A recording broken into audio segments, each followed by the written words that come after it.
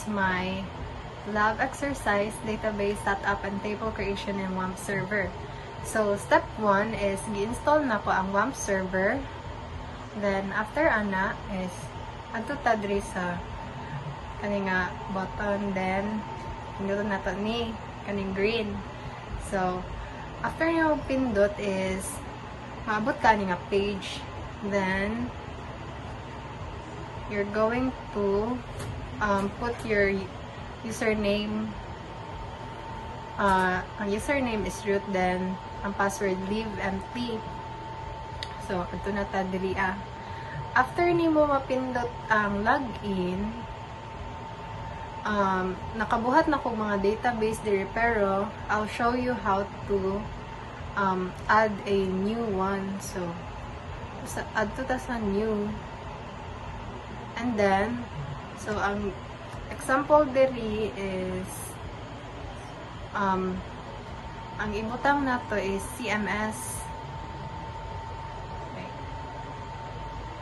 Database name is CMS. So, na naman tayo CMS. So, CMS1 na lang tayo. Then, create. Then, table name, ang sample dito is, ay, kanina lang ko user 1 na lang para save.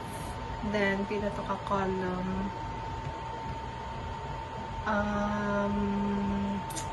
okay na ning 4 ay ko 4. Then create. And then, i-input na nimo tong nakabutang diri sa sample. User ID, full name, username.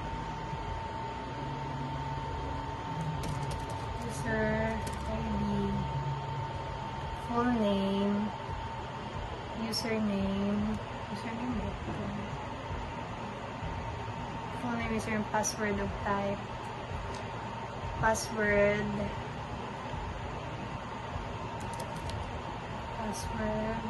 then kulang pa tag isang column, mag-add tag 1, then go tang natog type, then after there na to sa type in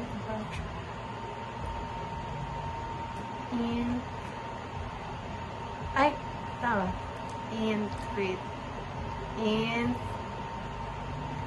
March, wait, nakalimot ko. Blob.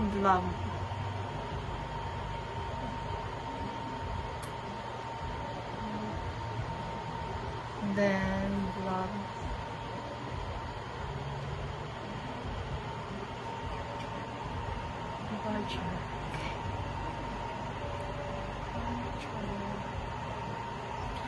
Then, there is length is 500, then height is 45. Then, primary. Then, code. Then, i-save na to. Asa na itong save? Okay na siya, guys. Yan na lang pagbuhat of database. So, mao na siya akong nabuhat. Mao ni sa user, student, clearing offices, then clearance status, and clearance records. Thank you.